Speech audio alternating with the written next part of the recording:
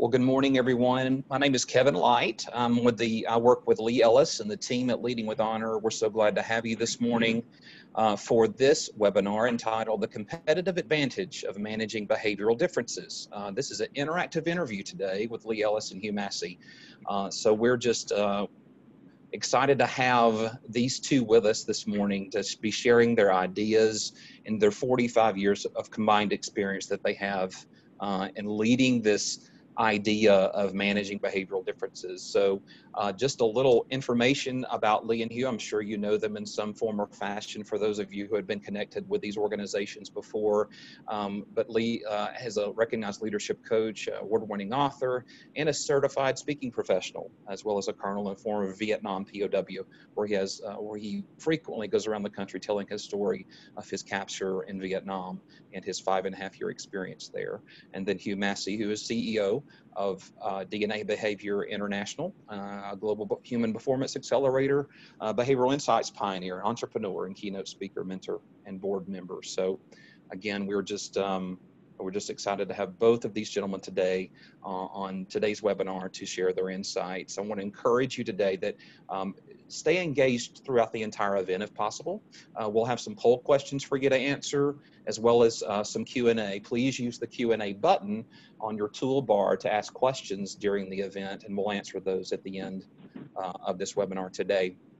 As well, this webinar is also being recorded. So after today's event, you'll get a recording of it and you can share that and or view that again if you wish. So with that, we'll go ahead and get started. I wanted to share with you the launch video of the Leadership Behavior DNA book. And so I'm going to play a 60-second clip that really announces and really kicks off. Introducing the groundbreaking book by Lee Ellis and Hugh Massey entitled Leadership Behavior DNA, Discovering Natural Talents and Managing Differences. Together we have a combined 45 years of experience gathering data from millions of clients. Applying the science of natural behavior plays a critical role in the future of leading and managing others. Leaders must be talent smart in order to leverage their team in times of changing needs. Help others to find leadership by knowing how to connect to other people. Influential leaders use natural talents to increase performance and job satisfaction for themselves and others. We want you to discover natural talents in others to help them do their best.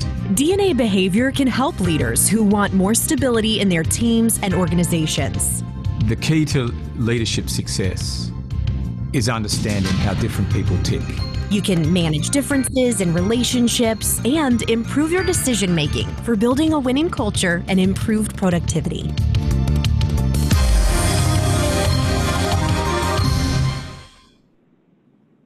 Wonderful. Well, Lee and Hugh, thank you again so much for spending a few minutes with us today. And we're just excited to hear about your insights and what has inspired you. First of all, our first question is, why even write Leadership Behavior DNA? You're using it every day in training and in coaching, but why was this book important and why did you want to write it? Lee, would you start by answering that question? Well, we have been working in this area for so long and have so much experience in it, and there's so much that's so powerful that we just really were burdened almost to, we have to share this. We have to share it with the world. And so we tried to package all that into a readable book that a person could really get the feel for the entire gamut of natural behavior and the power of it. And so that has been really the motivator. It's always good to have a resource, and that's one of the main reasons it is. Of course, we throw in a lot of stories from over those years. Yeah, I think also just to add to what Lee said, business today is so competitive, and the conversation really nowadays is about people. People culture is a big conversation. How do you engage your workforce? And in our view, that comes down to understanding how people tick, how they're wired to perform, how they wish to be communicated with, related to what motivates them to come to work. And that comes from the inside of who the person is. And so by writing the book, we're able to outline all of that and provide leaders really with a manual, but in an inspiring way, on how to understand themselves, but also understand their teams. You know, one of the things that I keep running into is people who don't know how to manage other people and expect other people to be like them. Even in sharing an office, if you have one person who's very spontaneous and one person who's very organized and detailed, you can almost have a war in that office between the two of them unless you sit down and work through and negotiate and work through how can both of them be comfortable and each one kind of give some for the other. So that understanding of differences, and of course that goes home and home too, but understanding how those differences drive us, and it's really about energy, positive emotions that will enable people to work more effectively and more efficiently. The bottom line, going back to what Hugh was saying, the bottom line is really about effectiveness. Do you really want to be effective? And if so, how can I be more effective? You know, Hugh and I, we coach ourselves. We've learned to self-coach. And so, you know, every day I'm coaching myself. How can I be more effective? Being a pilot, I always debrief after every flight. So I debrief after a meeting. I debrief after a phone call. I debrief myself, that is, after sending an email and say, did I do as well as I could have? If I thought about the other person and how they might respond, I could have actually been more effective, and that's really the goal, is to be effective. Yeah, I think one of the things that the book taught me in writing the book and working with Lee and really trying to bring out what was the message that we wanted to shine out there, and Lee's alluded to it, was how you manage differences, because I think that's what gets in the way for leaders in leading their businesses. You know, topics like how do you influence people, having confidence, collaboration, in taking responsibility for your team and your business are somewhat table stakes conversations when you compare that to having to execute as a leader and having to manage differences. You know, and if I said one of my early stories with this was, and this happened not long after I met Lee, and so I was getting into the field of human behavior. And I had a very difficult conversation with the CFO in my office, and I was brainstorming with him some ideas. And we spent about an hour on that one night, and I went home so tired. And the next day I asked him, I said, Gary, how did you feel when you went home last night? I said, Hugh, I was just so tired and I was worn out. I said, Gary, do you think it was that conversation we had at 5 o'clock yesterday? And he ummed a little bit, and I said, you know, what I realized out of that is that I am an initiator, a strategic thinking type person. I've bottled up these ideas for months, and now I've just landed them on you, and I was expecting you to confirm everything that I had said. And you're a reflective person. You need time to process and think. And what we realized after that was that they were the key communication cues. And we were able to work successfully for 10 years after that by me recognizing, okay, if I have the big idea or the thoughts, I can drop it in on someone, but like Gary, but I need to give him a few days to process. And so we worked on that formula, and it really worked for the next 10 years. And we were able to maintain trust and respect in our relationship, whereas I think it would have been easy for me as a headstrong, fast-charging leader in a way to have got uncomfortable with Gary in the workplace and whether he really had the capability to perform. That could have been a big concern for me, and we could have lost the relationship within 6 months. And I think that is human behavior at work. And I hadn't thought about this before, of my situation being like yours, but I had exactly the same thing happen to me in 1991. The guy was a very experienced businessman, but his processing was very different from mine. And I dropped something on in a staff meeting. I dropped a big thing on him, and he went like deer in the headlights. And he just wanted some time to reflect on it so he could give a good, well-thought-out answer. I've been thinking about it for a good while, and I learned that before staff meetings, I would stop by his office and say, Bob, we're going to talk about this and this today, and I'd sure like to hear what you have to say. And then later, we got email, and I sent him an email, and it was so great. He loved it that I wasn't throwing him out, throwing him under the bus, so to speak, in the meetings, and he had time to think things through. So it's important. It's all about differences and managing differences, as you said, and we are still learning. It's a lifelong process, but it's so much more effective when you can think about that ahead of time and know, kind of predict how that person is going to react, and we call it the platinum rule: do unto others as they would like to be done unto. And the behavioral insights Lee, are so multidimensional that we've come up with and that we've validated over the last 45 years. And what the book does is provides a very easy framework to understand what those are and to see where you're different from somebody else. You do not need to be a behavioral scientist or a therapist to work with this. It's all in user-friendly language, and it's a framework, and you can see, okay, I'm here, they're there must be, once it's 10 points different, we must be different on that, and start working on it. Right.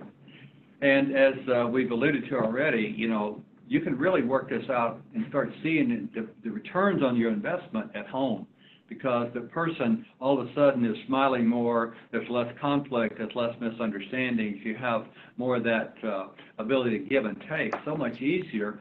I've had this every day, pretty much every day this week, every day of my life for 45 years of marriage, and I have a wonderful marriage with a wonderful woman. I'm so thankful for Mary. But we are opposites. We're 2 standard deviations apart on every factor except one, and that's patience. And we're 3 there. So you can imagine how much trouble I get into. Yeah, I'm equally grateful, having been married for 10 years now and got married later in life. And sometimes with that, are you going to be as flexible? But having the human behavioral frameworks really worked, but particularly with the children. Yeah. It's been, I'm an introvert and my wife's an introvert, and we've got 2 very extroverted children. So we're learning a lot of lessons about people contact and the types of things that they do, because they will talk to anybody. Yeah, exactly. That's so true. And I think that's a good insight that you just said, is that managing behavioral differences is for life and for work. So it's for both. And so I think that's a great point, especially as it relates to the book. And this is a good segue to the second question as well, Q. This one is talking about behavioral adaptability and why behavioral adaptability is necessary for leadership.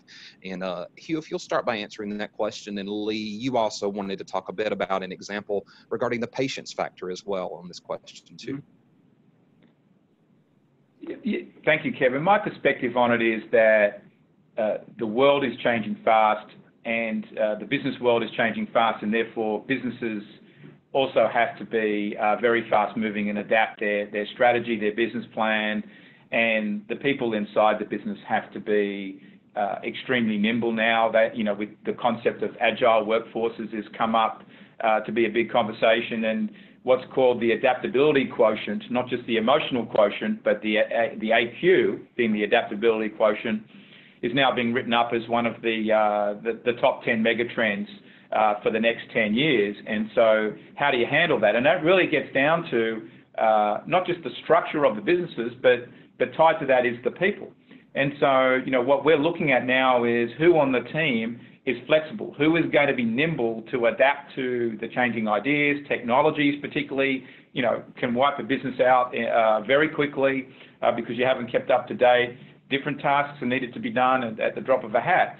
And so understanding inside the business who is adaptable and flexible, and of course the leaders have to be adaptable and flexible as well if they're going to manage their workforce. So, this is behavioral, but, the other side of this is the business also needs stability, and you need to know inside the business who is going to be anchored and provide the structure and the framework so that the business can consistently execute. So you can't just have flexible, adaptable people in every role. You've got to have people there that are more anchored, process-driven, who are going to get the core service delivery done as well. So there is a mix, but I think it's very important that the leader goes in with an adaptable mindset these days. Absolutely. I always think of a lot of stories and examples about adapting, but my best story is when I used to go, my in-laws have both passed away, but when we go to their home, I had no power. It wasn't my home place to run, and so my wife's family was quite different from mine. So if we were going to have the big holiday meal at 12:30 or 1, that's what I'm expecting. But the person bringing the potato salad may not come till 3 o'clock. And so we just all kind of hanging there. And finally I learned that I had no power and control. I just had to adapt. And I would, there was always plenty of food around if I got hungry, and I would just talk to my in-laws and visit with my brother-in-law and so on. And but I had to calm myself down. I had to just say, look, you're not in control here. You go with the flow. You have to cooperate and just be with it. And the same thing is true in many situations in life where we have to adapt our behaviors like that. Now, for all of you HR folks that are really interested in this sort of thing, the neuroscientists now have determined that there are two major networks, well, two that relate to what we're talking about here. One is called the task positive network, and that one relates toward the results behaviors, and one is the social network, and that relates more toward the relationship natures, which are laid out in the book very consistently. But here's what they found, is that you can't do both very well at the same time. In fact, it's almost impossible. So you have to adapt. So if you're highly focused toward mission and results, and 40% of the population is meant that way, then they have to learn to shut that part of the brain down and back it away and bring in their social network to actually affirm people, to listen to people, to support and encourage people. And just vice versa, if you're highly relational, then that network is going to be more stronger in the person. And they have to learn to shut that down and adapt a little bit, pull that back, and forward the results and be tough and hold people accountable and set standards. And so we've known this for a long time, that great leaders have to be able to do both. But in fact, doing both is not natural for 80% of the population. So it's really, you could go look it up. They call it the neural seesaw. Interesting, in the book, we have a seesaw and it's results relationship. So we've been working with that for a long, long time, but now they've kind of proven in the fMRIs of the brain what we've been talking about here. I say to people, we have a 27-page training guide, a little spiral-bound training guide, but I hold it up and I say, this is like gold. How is it like gold? Well, it's very valuable because it'll help you in every area of your life, and it's very durable. It's not going to change because our human behavior does not change. Our DNA is set. And 1,000 years from now, you and I will have plenty of clients because the DNA behavior is going to be the same, and the same issues of people having to adapt their behaviors and to manage differences is going to be there. Yeah, I think just to add to that, Lee, in this fast-changing world, just to reiterate the point, behavior is the only thing that is stable for a business these days. Mm-hmm. If you're going to build your business, you need to build it on things that are stable. And in actual fact, the behavior that we're talking about, the natural DNA behavior, that is the foundation of the book, is the only thing that's stable. Right. And so, to kind of reinforce back the adaptability, even though our behavior is stable, the need to adapt is also stable. We're always going to be having to learn to adapt, and the people who are the most effective are those who learn to adapt. And the neuroscience says you can adapt very quickly once you decide to do that. Human behavior is actually fairly flexible. It's hard when we're having to get away from our habits, but once we decide to do that, then we can do it and actually do it quite well. Yeah. And I agree. And that's and now we want to give the audience an opportunity to kind of respond to what Lee and Hugh have been saying. So we're going to pull up our first poll question. And that first question is basically saying, on a scale of from 1 to 5, with 5 being the strongest, how is your self-awareness and intentionally adapting your behavior to be more effective in work and relationships? So if you'll just, when that poll question comes up, if you'll just take that, and we'll show your answers in just a moment.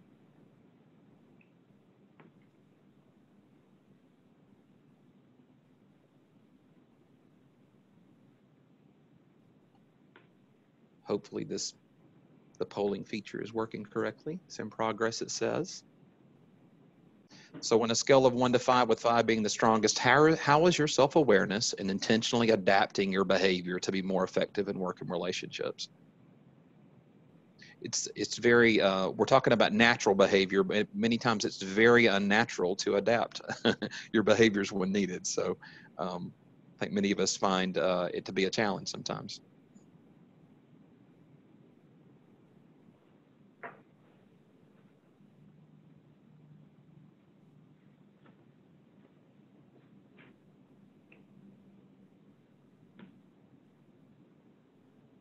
The votes are still coming in. I'm seeing some 4s that it's a little difficult at times, not unbearable, but it is a bit difficult for many of you to adapt behaviors. That's not surprising, would you say, gentlemen? Yeah, it's you and I have pretty strong personalities. We're by nature we're not so adaptable because we're much further away from the center of that normal distribution curve. And so, like on patience or take charge, he's fairly reserved. I'm fairly outgoing. But those can be a challenge if we don't pause and reflect and say, how can I be the most effective? And that's what we're trying to do, is really to be effective. That's how I coach myself. Do you want to be effective, Lee? If so, you better adapt. Right. Yeah, yeah. And you see the results there that kind of reflect that. Go ahead, Hugh. Yeah, I think just to add to what Lee is saying is, the stronger your profile is, in other words, you've got scores that are on the left-hand side or the right-hand side in some factors on that graph that we were showing you.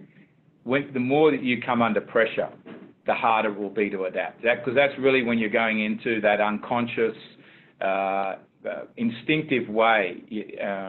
And of course, that comes up when there's relationships at stake, money, just very high-pressured situations where potentially your fears are coming up, or a childhood issue is being wiped in your face. You've trodden on that prickly pear, and you're just in that zone, or your values sometimes are being challenged. It's very hard to get out of that place and loosen yourself up and adapt. But as Lee said, the self-coaching comes down to, do I want to succeed? Am I being the person that I say I am, that I'm presenting to the world? So if you can keep that in your conscious, then you can start. Then you start to adapt. But it's always going to be difficult. You can't, at the end of the day, you can't rewire yourself completely, but you can, through more consciousness, adapt when necessary to other people. Yeah, yeah, and that leads to our next question too. And it's after you're leading yourself and managing differences in yourself, how then once you kind of learn that process on your own, then you have to manage differences on your team. So Lee, I'll let you start by answering this question first. How can leaders better manage differences in their team? And you also wanted to give an example of Tom and Jen, that graphic showing the differences between them, if you want to kind of share that as an example. Yeah, I think it's really important to just know who they are and to know their natural DNA if you can. That's what you want to see, and you'll be able to see some of it if you've read the book, or just even a few chapters. You'll be able to pick up right away. And you think about your family at home, you grew up, your family of origin, maybe your brothers and sisters, your parents, and you'll see those differences. And then when you think about that, and you know that you're going to have to work with them differently, you cannot expect the same results out of them, one person, that you could another one, if they have very different DNA behavior. So an example was a lady who was a senior VP of HR in a company, and she said, I don't know what I'm going to do with Bill. And I said, well, I knew what Bill was. He's very outgoing and very spontaneous. And I said, well, what's his problem? She said, he needs to go in his office and finish his work. He's working on a project and he's behind.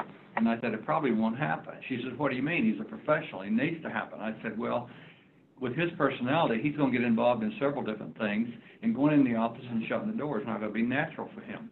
So how about you just meet with him for 5 or 8 minutes a week? He'll love being in your presence because he'll want to connect with you and have him update you on where he is, and you'll talk about goals for the next week, and just manage him 5 or 10 minutes a week, and he'll do a great job for you. But you got to manage him differently. And I said, you wouldn't need that, right? She said, no, and some of your others. But I said, he does. If you manage him that way, you'll help him be very successful, and you'll be very happy with the results. So that's how you manage differences. But you have to understand that I am managing this person one way, I have to manage this person another way, and that's good for everybody. I think they'll all appreciate it. That's really kind of the platinum rule, do unto others as they would like to be done unto.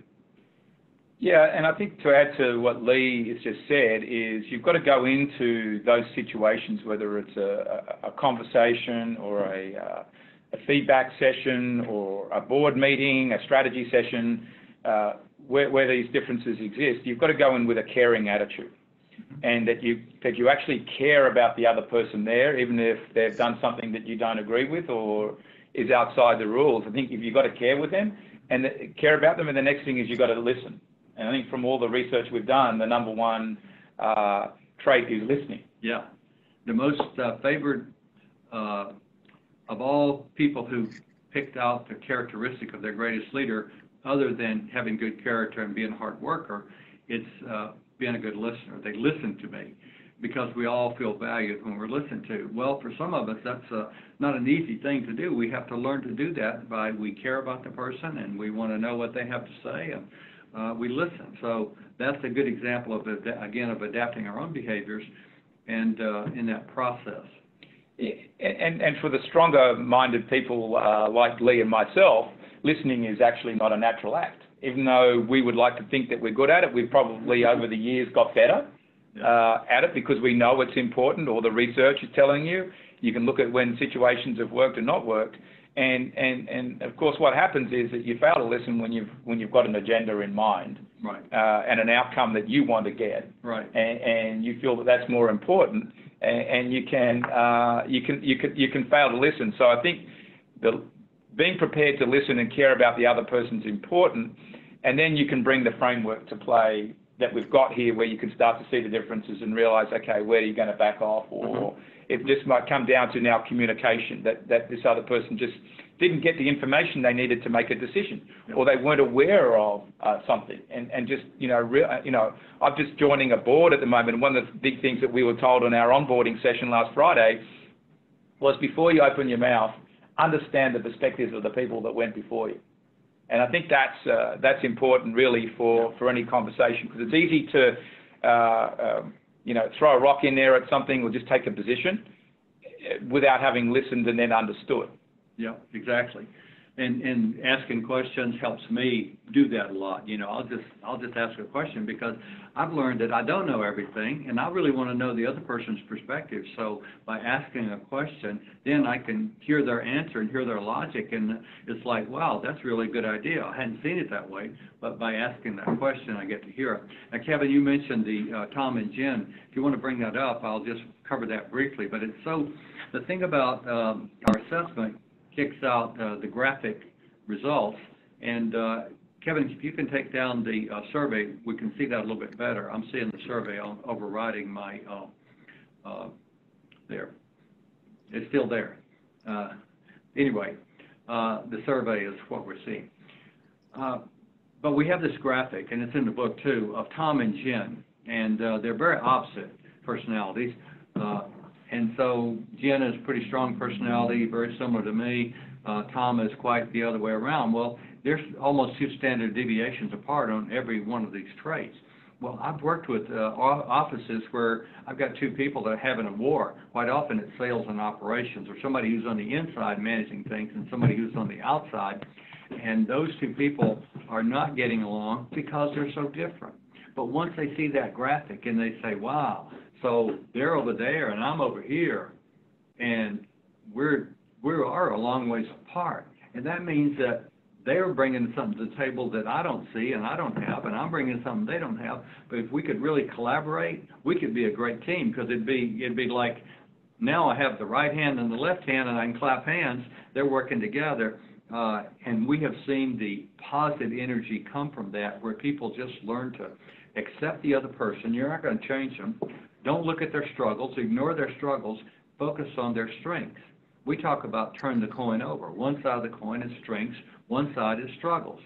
And so when I first got married, and they say love is blind and marriage is an eye-opener. Well, a few months after I got married, the eye-opener came, and I realized that my wife and I were very different. And so what I had to learn to do was, instead of focusing on her struggles, the things that kind of irritated me about somebody with her trait, I focused on the strengths and how valuable they were and how important they were to our relationship. And I do that almost every day or every week, because I just think it's so healthy to see the other person's strengths and not focus on their struggles. It really makes for great teamwork.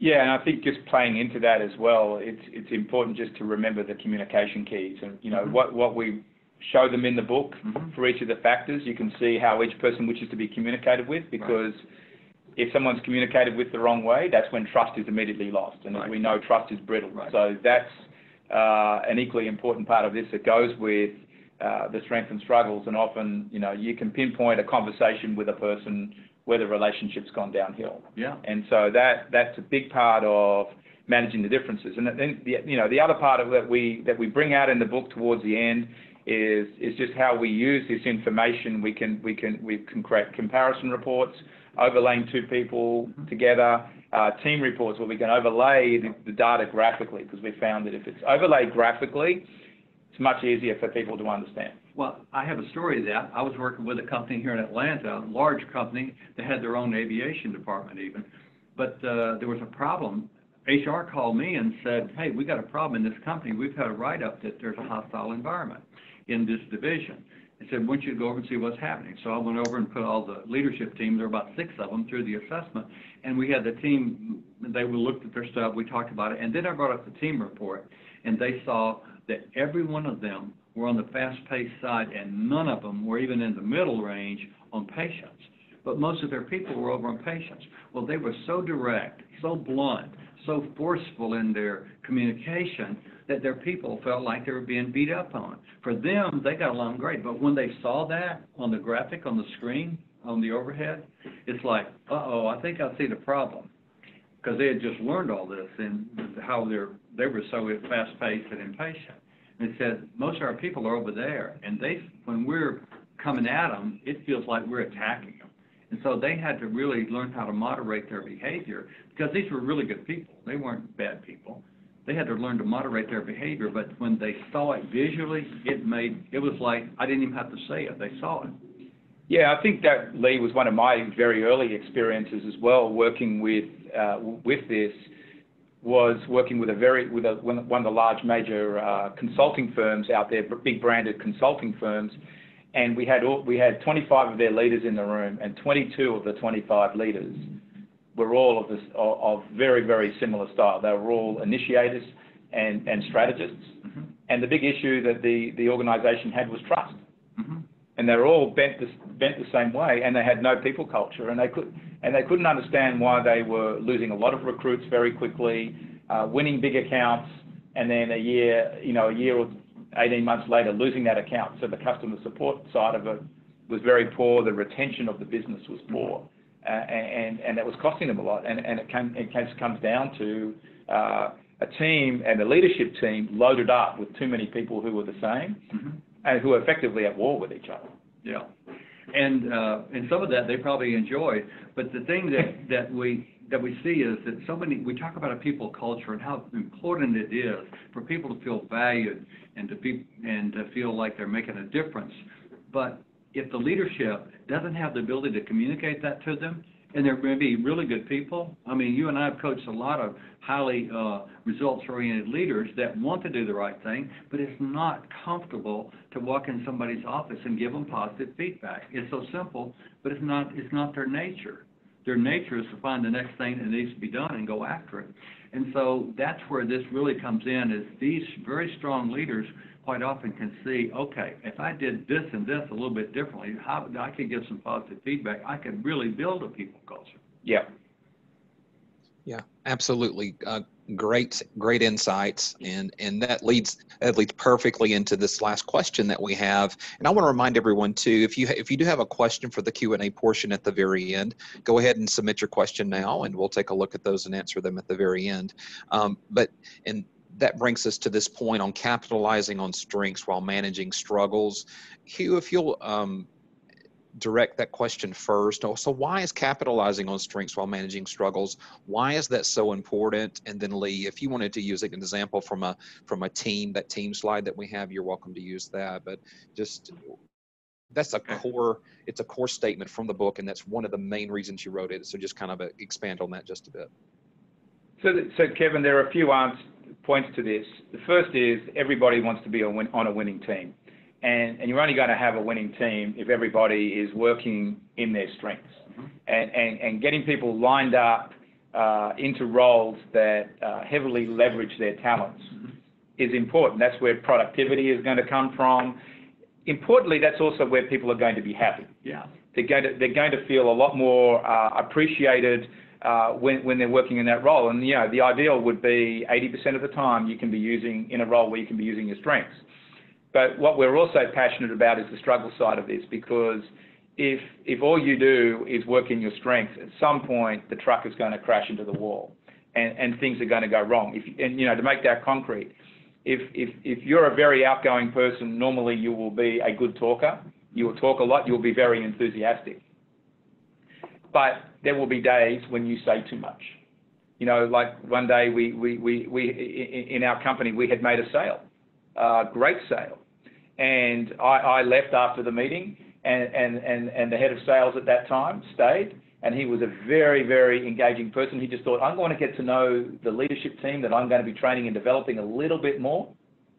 And when I'd left, he just kept talking and talking and talking. What he didn't realize was these people were upset with him. And I got a call about an hour later and said, Hugh, when you're in there, it was a great presentation. Both you and the sales guy did a great job, but he just kept on talking afterwards and was saying stuff that it made me question whether we should be appointing you. And so I think that's where, as much as he was really in a way trying to do the right thing with the right intent and staying there and getting to know the people that he was going to work with for a year or so, it caused a lot of damage by talking too much and potentially saying some wrong things. And so this is where managing the strength and the struggles is so important. And, as Lee will emphasize and use the coin analogy a minute ago, the struggles come from a strength overused. And you've got to manage that, otherwise it really does become the weakness. We hate the word weakness. Yeah, if you manage it, it won't be seen as a weakness. There are, as you mentioned, most of the struggles that are most obvious of ours to other people are when we overdo our strengths. There are also struggles from just talents that we don't have. It's not so much in our nature. Like for me, adding numbers all day wouldn't be very good talent for me. But I can make the case so well by a quote from one of Churchill's biographies. For as Admiral Bacon said, Churchill's vices were simply his virtues in exaggerated form. Dash became rashness. Assurance became cocksureness. Churchill's overflowing energy was difficult to harness. His overwhelming faith in himself closed his mind to the opinions of others. Well, that's kind of an extreme example of how we can get in our own way if we don't manage our struggles. So I think that's just, it's always there. It's always present. We learn to manage them, and the more we do, the more effective we are. I don't know if we're going to take a quick look at the team report. If we have time, that would be great to show one, I think. And I think you can see very quickly from that team report that this team is quite well equipped for certain types of work and not very well equipped for certain other types. It would not be a good outside sales team, but it would be great for an inside work where we need accuracy and detail, and there's consistency required. We're not having to go from house to house, building to building, store to store as you look around there. So people that are going to cooperate, work well as a team, probably because most of them are reserved or in the middle, they're going to work on their own. They're going to go in their office and shut their door and do their work. They tend to be patient and reliable, very stable, and very accurate in detail. So just from these first four factors, we can see a lot of what this team is going to be like and what they're capable of. For some types of work, it would be a great team. For some, it would not be a very performance-oriented team if they had to deal a lot with people. So thinking about that, though, you can see that communications would be a struggle for this team. They're not going to go into each other's office and talk, and they're probably not going to speak up much in the meetings. So getting them to talk and to share information, to collaborate, to communicate, and to clarify is going to be a challenge for the leader of this team. Yeah, and I think this is a good segue point that when you're doing developmental work with a team, or you've got to coach a particular individual on the team, if you can honor each person's strengths as a starting point of the conversation, get them to see what they would be good at, what would the team be good at, what are the individuals good at, get them talking about that. Invariably, where they're not performing and the struggle areas start to naturally come out of that conversation, and then you can lead them along to owning that, and they'll then develop the plan for solving the particular problem that they might have. And so that's why where we've found by laying out there equally the strengths and the struggles has enabled positive conversations, to start in the right place without shutting people down. Right. But it is important that when you're coaching people that they do see where the derailers are, and that they own that, but it not necessarily be a critical conversation. Right, exactly. And that's what I like about it. And they're laid out this way in the book, too, that for every trait, there's an equal number of strengths and struggles. And that's a reality. And what we've learned over the years, and many years of doing this, is that people identify with those strengths and they identify with their struggles. And when it's so powerful, when a leader or a teammate takes ownership for their struggles as we're sitting around the table, and the leader says, yeah, I don't listen very well, and I do tend to micromanage, and everybody's going, wow, they said that? And by being vulnerable and owning that, of course, everybody's been seeing it. Now, all of a sudden, the leaders, their confidence in the leader, their trust has just gone up like this because, okay, we knew that, but now that you've owned it and you say you're going to work on it, it just draws us in. It's like a magnet. It pulls people in when people are vulnerable to take ownership of their struggles. Because we talk a lot in leadership about leaders being authentic, but that's really just a word. Yeah. How do you actually demonstrate it? And this provides, the book provides the framework to actually demonstrate it and to be vulnerable. Right. And for the leader to recognize, I've got strength and I've got my struggles, and hopefully the team is going to cover up a little bit for some of the struggles. There's some people there who are different to make up for that. Yeah. But what it does is provides a more comfortable framework to have these types of conversations, which at times can be quite difficult. Yeah. I was on the phone. I did work with a military team a couple of years ago, and the commander had to be out of town. He had to go to D.C. for a meeting at the Pentagon. So I did a phone call with him afterwards, and he had the highest score in creativity. And I said, now, I would say with a score like that on creativity, when you go on a trip and you come back with a notepad full of ideas. You want all your team to do them. And he started laughing. He said, believe it or not, a couple of months ago, they stopped me and said, boss, when you go off on a trip, you come home with a notepad full of ideas, and we can't do all that.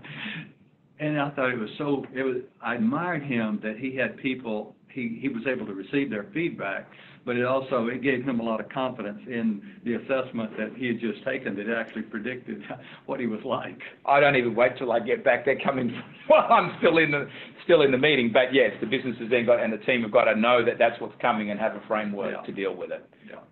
Right. And to have the conversations around it. Have a conversation about the strengths and the struggle. It is so powerful for building trust and for team building, but also for learning how to divvy things up so that the person who has the right strengths gets on that project, and the person who has struggles for that area doesn't have to get involved in that so much. Maybe they're helping in the edges of it, but it's not their full responsibility. It's all about swimming downstream or swimming upstream. If you're going with your talents, downstream, you go a lot faster, it feels good, you get celebrated at the end of the day. If you're going upstream, it's a lot harder, and the next day you're not excited about getting back in the water. Yeah, and I think just recasting this a different way, maybe to wrap this up a little bit, understanding both the strengths and struggles is so important to performance. While we want you in your zone of strengths, the struggles are what can get in the way and undo all of that good work. Especially in leadership. Yep, especially in leadership. But we don't expect a person to be swimming uphill the whole time, up the river the whole time, or running up a hill. Right. There's got to be a natural flow there. Yeah. And I want to say one thing. Regardless of your traits, we can show you presidents, CEOs, leaders in every organization with your traits. So you can be a great leader with one trait, or you can be a great leader with the opposite trait. It looks a little different, and you'll have different strengths and struggles. But leadership is so broad that with good character and a commitment to both results and relationship, and learning to adapt as you need to do both, and of course emotional intelligence, that's also in there. But with that, with any trait, you can be a great leader. Absolutely. Yeah. And that, I don't know about you, but everyone on this call has probably gotten some power-packed information in a very, very short period of time. Y'all have just shared so many great nuggets from this book and from your combined years of experience. And so we just I wanted to put this slide up real quickly. Those that want to buy the book do that. I think many of the attendees on here have already seen the power of the DNA behavior discovery process. But for those that haven't, this is the perfect next step, is just get the book and just learn more about DNA behavior and leadership behavior DNA, and just the power of what it can do for your team and for yourself. And so you can go to buy the book, you can go to leadershipbehaviordna.com/book. Not only buying the book, but there's also some fantastic downloads associated with the book, as well as if you want to ask a question that you thought of after you watched this webinar today, submit a question to us and we'll get right back with you. You can also just share that website with others that may be looking for a solution like this that can help them. So gentlemen, any final words before we go? And otherwise we'll wrap up today's event and follow up with our attendees.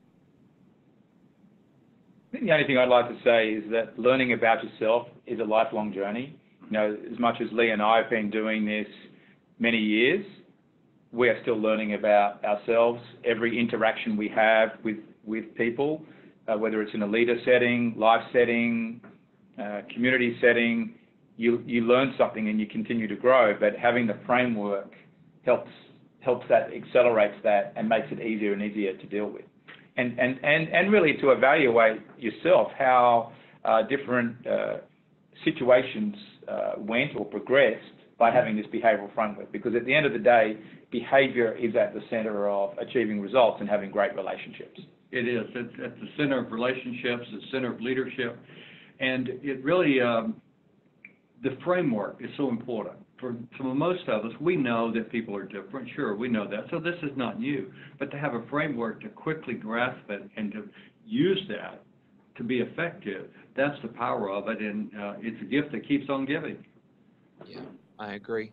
Well, thank you, gentlemen, for sharing your wisdom and your time today. And thank you, attendees, for spending some time with us and learning more just about their experience and how they really want to help all businesses. So we're just grateful for you. And thank you again for attending. And we'll follow up with an email afterwards with a recording of this webinar, as well as some more information about the book. So thank you again. Bye-bye.